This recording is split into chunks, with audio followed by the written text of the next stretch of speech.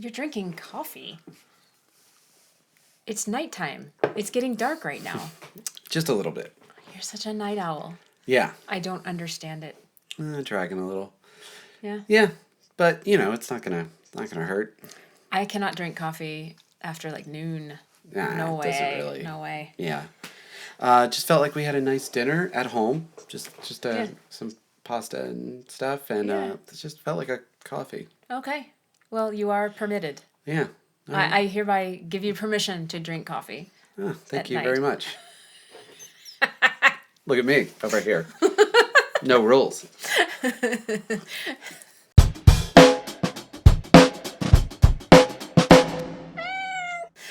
So how was your week? Good. Gosh, sure seemed to go by fast. It feels like we were just... They keep doing that. but I think last week we did the pod on Tuesday night. Oh, and it's Sunday now. And we're doing it a little early on Sunday night tonight. Yeah. Since we're all fancied up. Yeah, I don't want to put on any makeup on tomorrow. And Yeah. Mondays are just like head down, work on Admin, stuff. Yeah, so yeah. Not necessarily admin, but the hard work stuff. Yeah. Yeah, gosh, no, week was great. I guess the big bullet point for me was I finished and delivered the Half Zen record. Yay! It's been in process for a while, and we got that done. Working with a mastering guy out of Nashville that I've worked with before, and he was nice enough to turn it around like super fast and got it back to us, and it was great. We had one little revision, but overall Pretty smooth? Yeah, very smooth. Good. Sage mastering in Nashville. Cool. I've used him off and on for maybe 10 years. Oh, really? But sort of sporadically.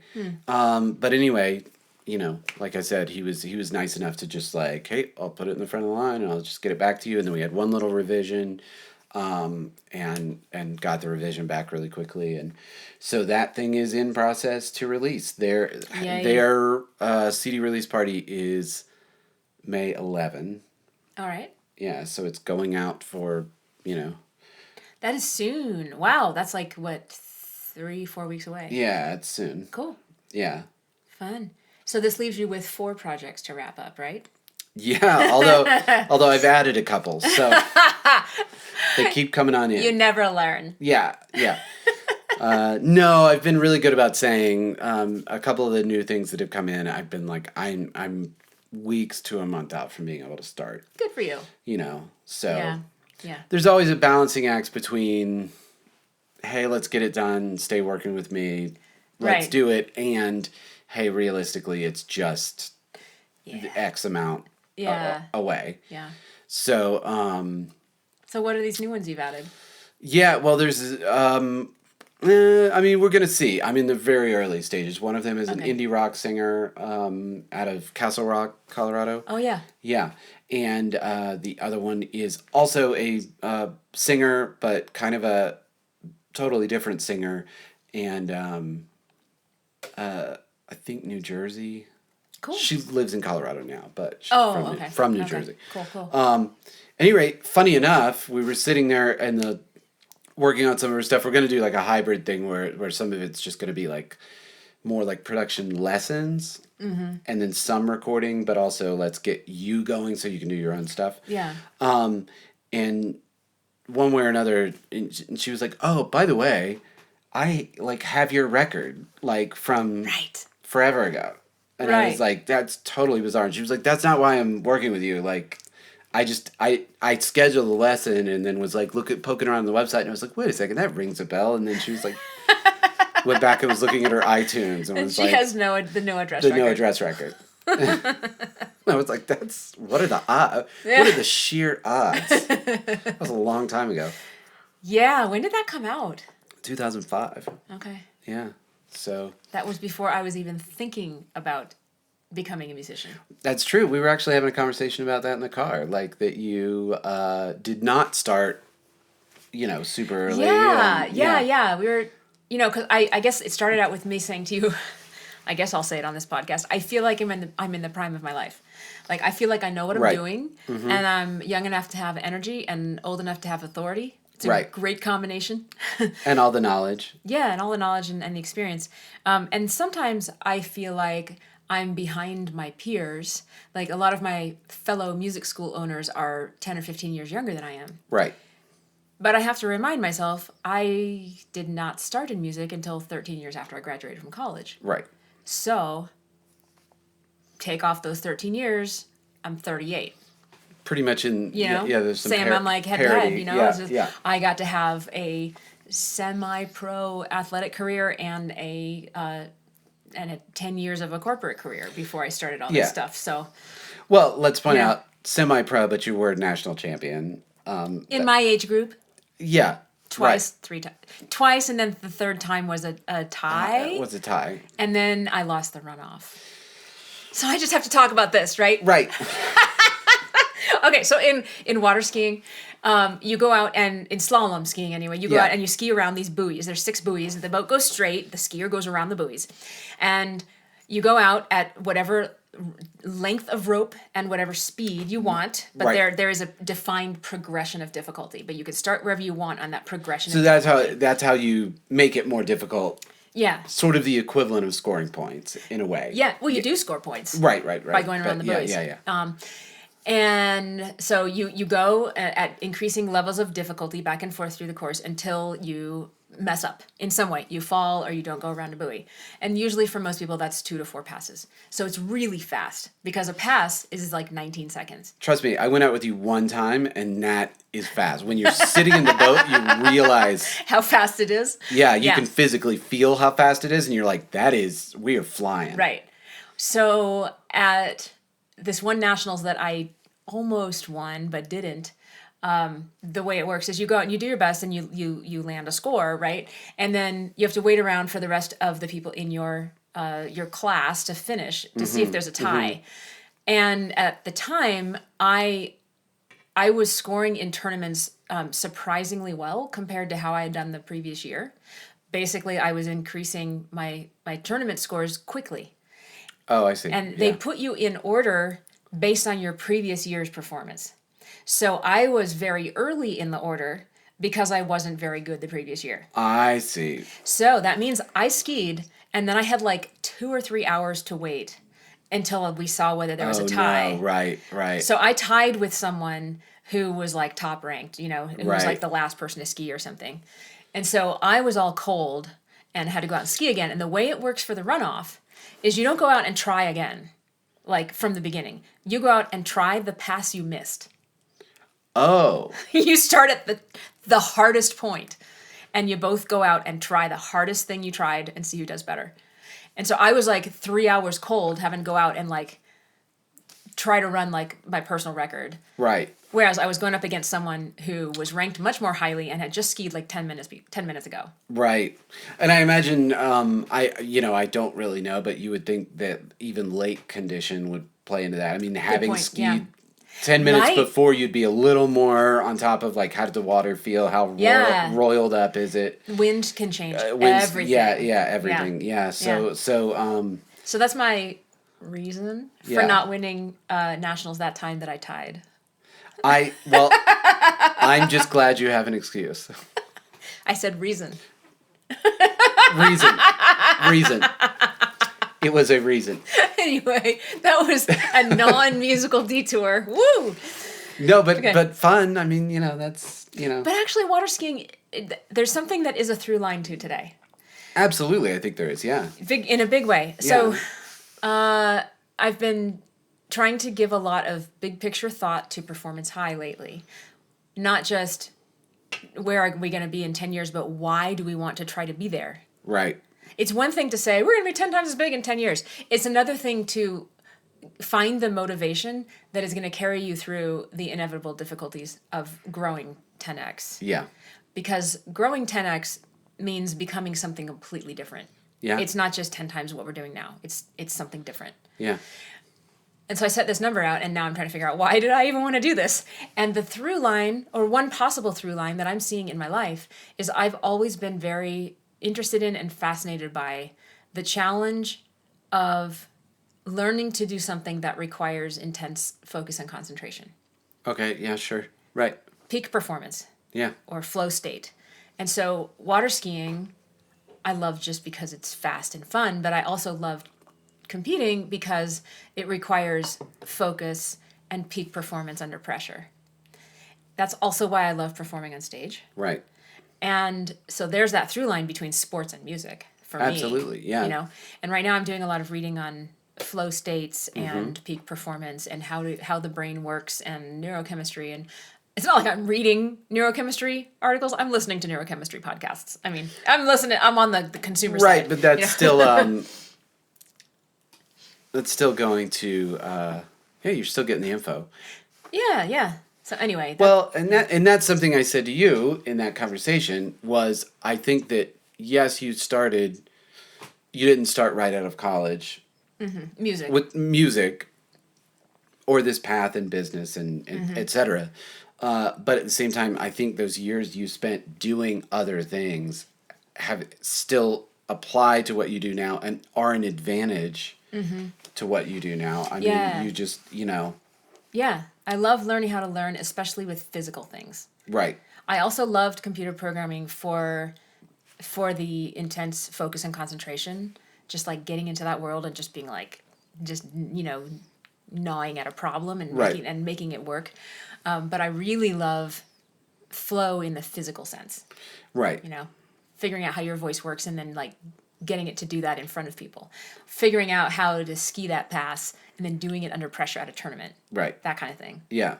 Well, and I've talked very much, that's the driving force that makes me want to perform music live. I mean, sometimes you do gigs that are just, you're just kind of, you're performing at a corporate function. You're providing a function to whatever's going on. But then the gigs where you kind of like elevate a little bit and get into that different state and that thing I've talked about on the podcast before where I feel like, like in the case of Petty Nicks, there's 7 people on stage and I feel like I have my eyes on all of them at the same time. That's like an out-of-body experience. It is an out-of-body like experience. a surfer has when they say they feel like one with the ocean. Yeah. You're feeling one with your bandmates. Yeah. And it doesn't happen every time and it doesn't happen all the time, but that is the thing that makes me want to keep doing it is those times when you're just like, I am just like everything just... Yes, it's that kind of feeling. Yeah. And I get that as an audience member at excellent shows. Right. I got it when I competed in water skiing. I mean, I remember when I set my personal best of my life with water skiing, like there was no sound and it felt like I was doing it in slow motion. Yeah. I was so focused. I was like watching my moves, my hand move out and I'm like, oh yeah, just tilt a little bit that way. Oh yeah, it was so amazing. It was that is very much my experience. Wow. We could maybe even throw some of this stuff in the book, but that is very much my experience of like sometimes when it's really working on stage, it feels like it's going super slow and it sort of feels like I can't hear anything. Yeah. And like I feel like I'm like almost not even standing on the ground. Like I'm like a foot off the ground. You know what I mean? There's just like no sense of... Yes, you're out of body. Yeah, you really are. And you're on top of it. And then like even the thing I've described where sometimes like it's moving at a speed where I forget what we were talking about, but something was about to go bad for you at a show. And I knew... It was Edge of 17. I saw it before, like, there's nothing to do about it, but but I saw it, like, a couple bars before it happened. I was like, oh, and I see that with other people, and just, like, where you're just, like, you're 2 bars out from the drum fill, and you're like, I don't think he's going to stick that. Like, he just, like, you can feel where it's... You see the disturbance in the force. It's it's like there's this, like, matrix, like, this green, it like... is sort of like... And you're like, ooh, that one's off. You could just see he's a little off balance. I don't think he's 100% like, And again, not all the time, but that's the thing that keeps you going back to wanting to do that of just like... it's a high. It is, and that's not why you named the company that, but it is a remarkable coincidence. No, it is why I named the company that. Oh, really? I never knew that. Yeah, where did you think the name Performance High came from? I don't know. I thought you wanted to sound like an auto shop or something. I don't know. Sorry, guys. That's Sorry. exactly where I named it from. Yeah. The high you get from performing. No, I didn't. Okay, I didn't. okay. Trying to be entertaining here, folks. Oh, that was wonderfully entertaining. Yeah. Yeah. So sorry again. Anyway, gosh, we did so much other stuff this week. Even though we didn't have any gigs. We did not. We did not. Although we did have a rehearsal with Cody. Yes. For our gig that's coming up next week at Niecy's. Mm-hmm.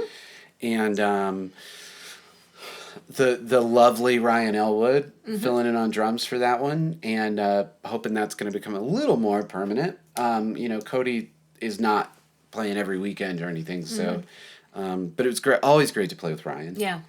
And everything just goes so smoothly. I mean, yeah, and between Ryan and Brian Stacks and you and me, it feels like almost like family at this point. Like it's like a pretty usual, and Cody, of course, pretty usual thing. I thought rehearsal went great. We got through almost all of the set just running things once. Yeah. And they worked, and so it's like, why? No need to run that again. Yeah. Yeah. Cody I thought was sounding great. He has joined a new corporate band. He put this on Facebook, so I'm sure we're fine to talk about it. Oh, okay. I think they're called the Radio Band. Is that what it's called? Yeah. And they apparently just were able to give him like 40 gigs right out of the gate. Good for him. Yeah, so they're heavily booked. They're an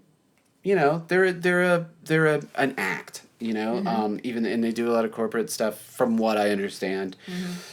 The violin player who played fiddle on Eric Golden's country record plays with the Radio Band. Oh, really? Jennifer Scott? Jennifer Scott. Okay. Cool. So it's a small world. It out sure there. is. She was my student for a little while. She took like 4 I lessons. did know that. Yeah. Such a small world. Yeah. So anyway, he did his first gig with them, which was a full night gig, 3 or 4 hours. And then he sounded great today. I was really impressed. I mean, for rehearsal, and he was, he wasn't giving it 100 because you're just trying to get through the songs and you're paying attention to everybody else and all that stuff. And man, I thought he sounded rich and full and just sounded great. Yeah. How did you feel about rehearsal? Yeah. Oh, just fine. And the bass playing and etc. I felt good about the bass playing. I'm just definitely more relaxed. You ever see how like the right hand of a bass player has this weird like kind of like funky like back like this, not just like this. It's because when you relax your arm, you got to do that with your hand, and I'm doing that a lot more often. I'm like, why am I holding my arm up like this? I'm just gonna let it fall down, and then the hand has to go bitty bitty bitty.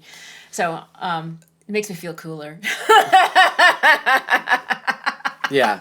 I look like a bass player. No, but playing went fine. I mean, I didn't warm up my voice, but I still sounded okay on the one song I sing. Oh, I thought you sounded great. Yeah, on the prayer. I mean, that's a big tune too. Yeah. I guess range wise, it's not that big for you, but it's a power thing. Really? Actually, it's not a power song. Oh. It's a heady song, which is the thing that makes it hard for me. Okay. Yeah, we're talking about the same thing, but I just was not conflating the right terms. Yeah. Yeah, I have to use a lot more head mix on the prayer than I do when I sing rock. Because if I apply the rock voice, it sounds too rock. It sounds too constricted. It sounds too edgy. Right. And this is a more classical. Pop classical. Yeah, with true classical in the bridge. Yeah. Yeah. That's what I was saying. It's not a power thing, but you're shifting into a different gear, so that's sort of where I was kind of using the wrong word. I'll sound better next week once I warm up my voice. Yeah, I thought it was great. And so anyway, that was today, and then yesterday, was it yesterday? That we saw the movie? No. I was thinking about the new Performance High band. Yes, that was yesterday. We kicked off a new band. Okay. A Saturday band. Yeah, so right. 5 people, wonderful people. Alice is coaching. We're calling it a beginner band, but honestly, every single person in the band plays an instrument too. Oh, it's wow. pretty amazing. Or at least, wants to play an instrument. So we've got Andrea, of Andrea and Steven. Wonderful. Yeah. And she's playing some guitar and singing. Oh, that's amazing. That's so great. It's so great. Yeah. And Sarah, my student, she plays, she got on drums. She's like, I've always wanted to play drums. She just got on drums and played and did pretty decent. Okay. Yeah. And she plays flute. from a long time ago. Like she'd have But to still, dust a bag yeah, off, and yeah, that's cool. yeah. And then she's also interested in, I think, guitar.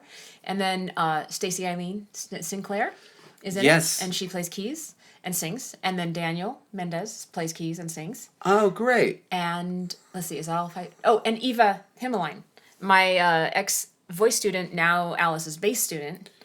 Oh, Eva. Yeah, you of remember course. Eva? Yeah, of course. She of did course. a couple showcases. Yeah, So, she's awesome. Just Yeah. a group of lovely people. You know, as Yeah, we I went bet. around with introductions and you know, talking about like what songs to pick and stuff, people had lots of great ideas for songs.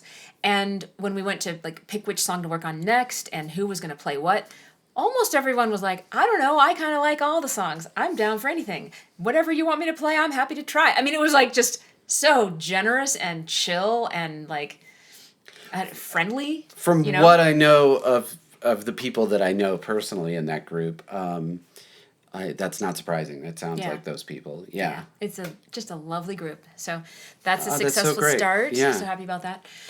And you said it went just like it was. Like, Went wonderfully. yeah, that's so great. Yeah, they did great with their first song, which was "What's Up" by Four Non Blondes. Right. Which all of the bands this session started with that song, and they only started with it because they voted on it. It just happened to be the one they picked. Well, and that's a good one too because it's the same chords all the way through. That's an easy Exactly. banger. Yeah. Yeah. Gosh, and then so I was working with Casey on Friday. We're going yeah. backwards through the week. Yeah. Casey HB, her stuff is on Spotify. It's occasionally explicit, so take that with a grain of salt. Her Instagram feed is Anyway, all that aside, Casey HB, super cool person, Yeah. biggest personality in the world, in a really sweet way, not in a just great Yeah. person, hilarious. Anyway, we were working on a new tune or two with her, and then I rushed out of that session to come grab you and go to the movies. yeah, right, yeah. So we've talked about this. We've been going to Alamo Draft House, and it's this one of those movie theaters where you can get drinks and you can get food and have dinner while you're watching the movie. And we've seen some great new ones, and we've been wanting, because they do this cool thing where they play older movies. And we've been wanting to see some of them, but they do it like, what is it, once a month? It's not... Well, I mean, they have a lot of them going, but like each movie that they bring back from like 1994 or 1989 Yeah. only plays like one date. Right, that's the thing. Okay, Yeah. so they do like one showing of, Yeah. and they play like a lot of classic movies. And the classic movie we went to see this week was Fear and Loathing in Las Vegas. Johnny Depp, Benicio del Toro, of course, from the novel written by Hunter S. Thompson. I would call it a novel. It's pretty dramatized, so it's also pretty true, but it's not it's not necessarily like nonfiction. It seems like fiction. It seems pretty crazy. It's insane. What a good movie. What a great movie. And we were talking about how different it was seeing it in the theater and Yeah. just this size of it. The screen is big and the volume is loud, and there were just scenes in it that you could get lost in it in a different way than you would have Yeah. if you were watching it on the normal. I mean, a lot of it was about being high or whatever out of your mind. yeah. And the cinematography really emphasized that. You could feel what it felt like to be high on mushrooms. In all high these on different LSD, states. Like Yeah, in all these yeah, different yeah. states. Like just the camera angles and the close-ups and like the moving camera and just, Yeah. it was just, it made me want to be really high, but not really. Well, Like, no, you don't actually want to do it, but I got to feel it. yeah, and it's so and the cinematography is great. I mean, they did such a good job of being able to be. I don't know if you noticed, and we didn't necessarily mention this, but there's times when, like, if the main character was feeling apprehensive about something, there would just be a little something off about the camera angle of the, like, sometimes they got really like CGI-ish. I mean, that movie may predate them being able to do literal computer graphics, but they were doing weird things where people's faces would distort. There was another thing where everybody turns into these lizard. Yeah. It gets wacky, but even when it's not wacky, when they would do a shot, sometimes it would just not be straight. Yes. Yes, I noticed that And one. it would just be like disconcerting because you're Yeah. like, you're sort of looking from the main character's point of view, and then like there's something just a little off. Yeah. And I feel like even those little details, it might have been harder to get into sitting there watching a smaller screen. Right. When the rest of your vision is straight. Right, right. And you know, and you're halfway seeing your living room and Yeah. whatever, you know, but like when Yeah. you're just seeing the screen, you're like, what is off about it? Like it just And gave you you're in this it. feeling of dread. But you mentioned it, one of those movies you just feel like you stay in for a few days. Like Yeah. it just, you keep, It really touched me. And I know it touched you too. That part in the middle, oh, it's so beautiful. the soliloquy about the cresting of the wave of the hope of the 60s, the late Right. 60s, the feeling that we were casting off the corruption and that we were moving toward love and peace. And we saw that wave crest just over there on that mountain, Yeah. you know, just west of LA. If you look on the right time of day, at the right time of day, you can see where it crested and receded, and it just like made me feel like, oh my God, we had hope yeah. before I was born, but we had hope that things were going to change. Yeah, and you could very much. Oh, in the language, I mean, and Hunter S. Thompson is of course famous as a writer, and he's the main character of the movie and the novel.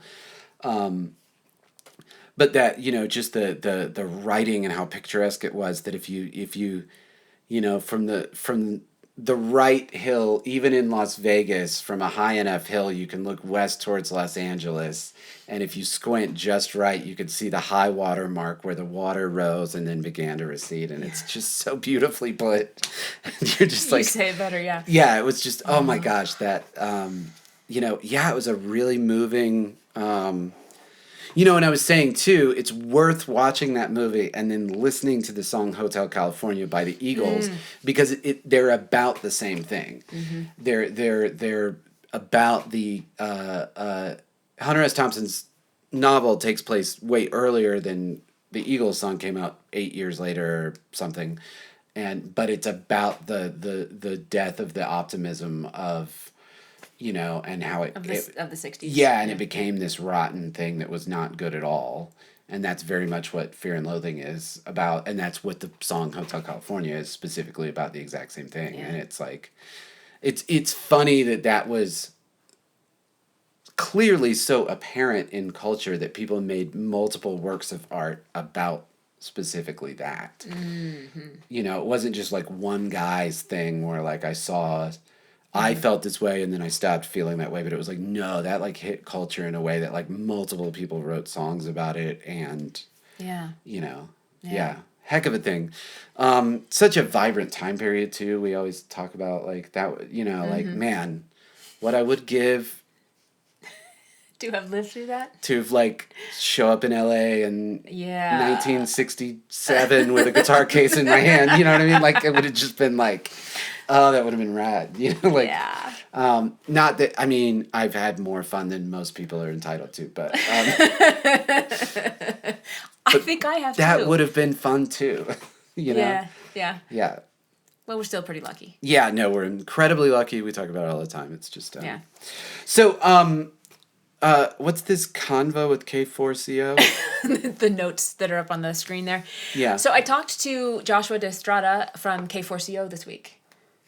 Do you remember the new radio station? Oh my gosh, that's the new radio station, and Cody and I went and did TV with them. Exactly. Yeah, okay. Yeah. I didn't recognize the call sign. Yeah.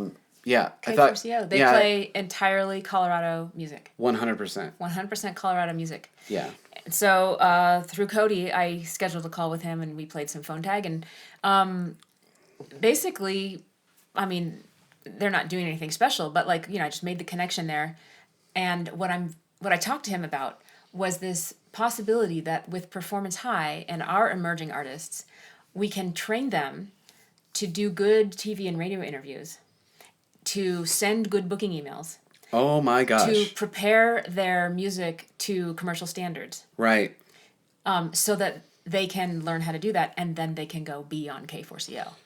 That is that could be what an opportunity Yeah, that would be. yeah. And Josh is what a great guy. I mean, like, Yeah, he's super nice. And of course, he's not going to guarantee, like, he's not going to play stuff that doesn't fit or that isn't sure, up to standard. of course. But we can give our clients the education that they need to maximize their chances of their music Yeah. getting played and of them doing an interview that has impact and that, like, says like Right, the right. talking points that they want to say. Yeah.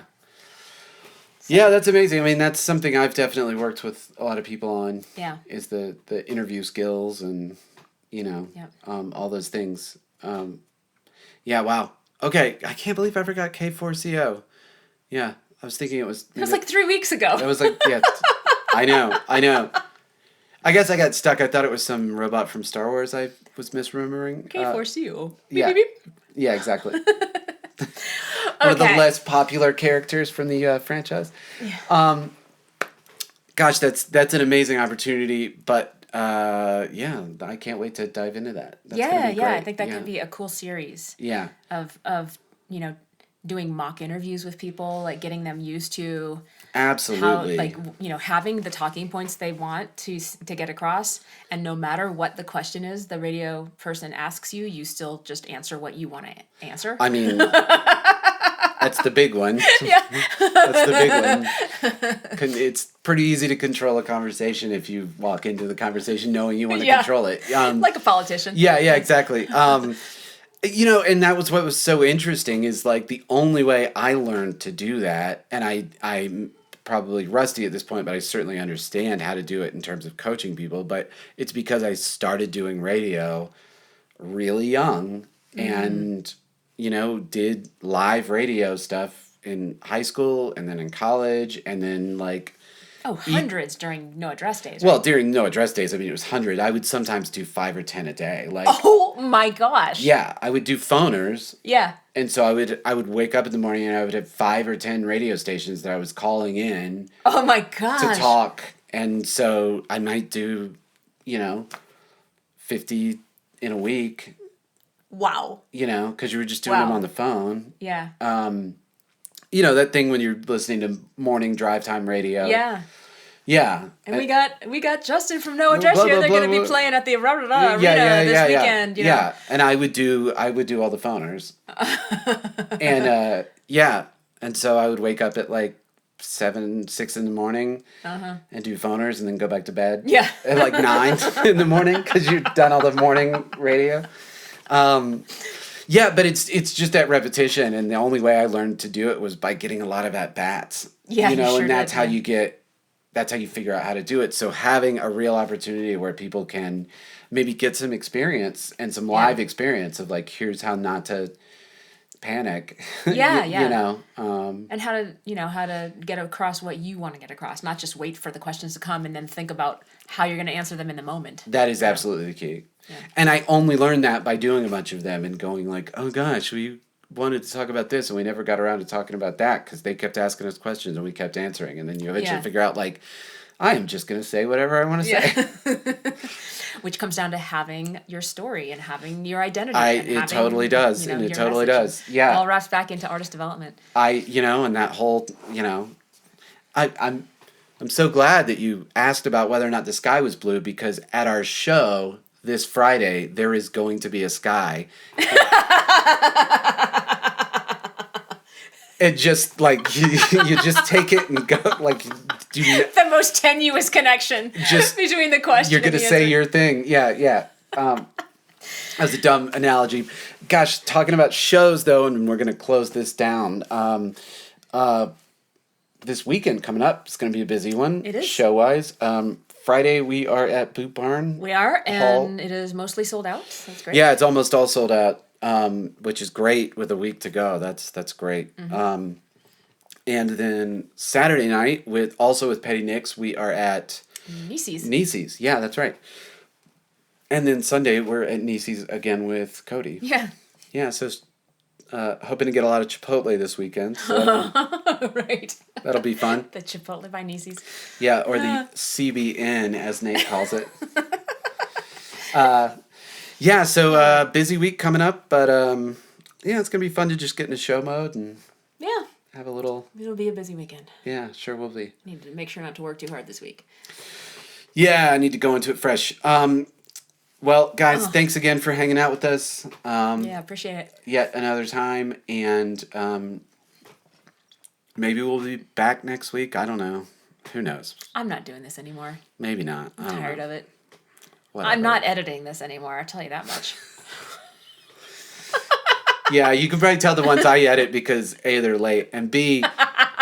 And sometimes they cut off in the middle. And they have blur dissolves, because I put blur dissolves on them. Do you? If you watch them No, on you YouTube. don't. Yeah, I do.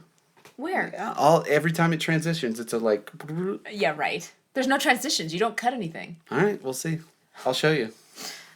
Okay, as always, we are sponsored by Performance High. Voice and Music Studio. And thank you guys so much.